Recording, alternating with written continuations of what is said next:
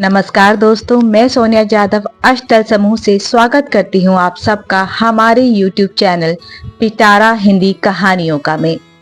आज मैं आपसे बात करने जा रही हूं मानसिक स्वास्थ्य की अहमियत के बारे में एक कहानी के माध्यम से। तो चलिए आइए सुनते हैं ये कहानी। ये कहानी है रजत की। बड़ा ही सुलझा हुआ लड़का था। पेशे से सॉफ्टवेयर इंजीनियर था। एक बड़ी कंपनी में काम करता था। बाहर से देखने पर उसकी जिंदगी बिल्कुल सही लगती थी। अच्छी नौकरी, अच्छा परिवार और अच्छे दोस्त। लेकिन अंदर ही अंदर वो संघर्ष कर रहा था। किसी चीज में मन नहीं लगता था। हर समय थका हुआ और बेचैन रहता था। उदासी मन को घेरे रहती थी। नींद भी कम होती जा रही थी। आए दिन कुछ न कुछ बहाना बनाकर ऑफिस से छुट्टी लेने लगा था। अपने बदलते हुए व्यवहार का कारण उसे खुद समझ नहीं आ रहा था। पहले तो वो इस बात को सबके साथ शेयर करने से डरता रहा, यह सोचकर कि लोग उसे कमजोर समझेंगे या उसका मजाक उड़ाएंगे। लेकिन फिर एक दिन हिम्मत करके उसने अपने परिवार और दोस्तों से इस बारे में बात की, पर किसी ने उसे गंभीरता से नहीं लिया। काम का स्ट्रेस बोलकर नजरअंदाज कर दिया और ऊपर से दुनिया भर की सलाहें दे दी वो अलग। सबने सलाह तो दी, पर उसके हालात को किसी ने समझने की कोशिश नहीं की। उसकी हालत दिन ब दिन बिगड़ती जा रही थी। उसने खाना पीना भी कम कर दिया था और काम में मन नहीं लग रहा था। ऑफिस जाना तो दूर, कमरे से बाहर जाने तक की इच्छा नहीं करती थी। एक दिन रजत की गर्लफ्रेंड नेहा उससे मिलने घर आई। उसने उसकी हालत देखी और तुरंत समझ गई कि कहीं तो कुछ गड़बड़ है। उसने प्यार से रजत से इस बारे में बात की और उसकी समस्याओं को समझने की कोशिश की। पहले तो उसने कुछ नहीं बताया, लेकिन उसने जैसे ही उसके गले लगकर कहा, मैं तुम्हारे साथ हूँ रजत, तुम बेझिझक मुझसे अपने दिल की बात कह सकते हो। हम दोनों बेस्ट फ्रेंड्स हैं, याद है ना। कुछ सेकंड्स तक उसने कुछ नहीं कहा, फिर अचानक से रोने लगा। उसके रोने से नेहा घबराई नहीं, उसने उसे रोने दिया। रोने से कई बार मन हल्का हो जाता है। जब वो थोड़ा शांत हुआ तब उसने कहा, मुझे तुम्हारी मदद की जरूरत है।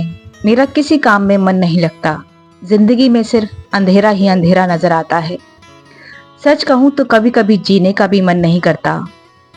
सब ठीक हो जाएगा रजत, मेरे साथ मनोचिकित्सक के पास चलोगे।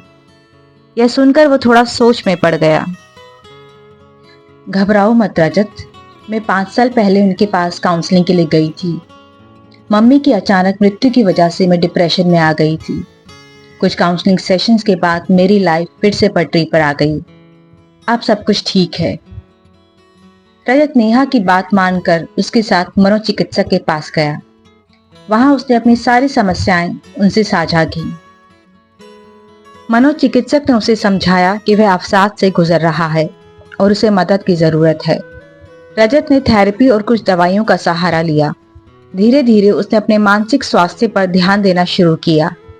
वह नियमित रूप से व्यायाम करने लगा, अच्छा खाना खाने लगा और अपने दोस्तों और परिवार के साथ समय बिताने लगा। सबसे महत्वपूर्ण, उसने अपने मन की बातों को खुलकर साझा करना सीखा। कुछ महीनों बाद उसकी हालत में काफी सुधार आया। उसने महसूस किया कि मानसिक स्वास्थ्य भी उतना ही महत्वपूर्ण है जितना शारीरिक स्वास्थ्य। उसने ये भी समझा कि मदद मांगने में कोई शर्म नहीं है और यह कमजोरी नहीं बल्कि हिम्मत की निशानी है।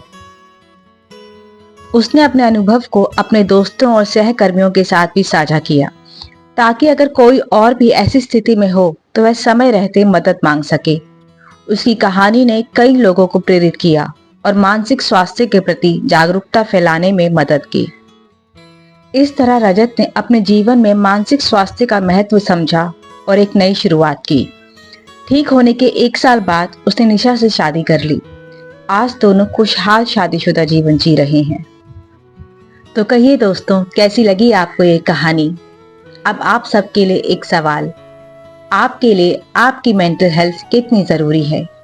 कमेंट बॉक्स में कमेंट करके जरूर बताइएगा। मैं सोनिया जाधव अब आपसे विदा लेती हूँ, इस वादे के साथ जल्द ही मिलूंगी एक नई कहानी के साथ। तब तक अपना और अपनों का ख्याल रखना ना भूलें।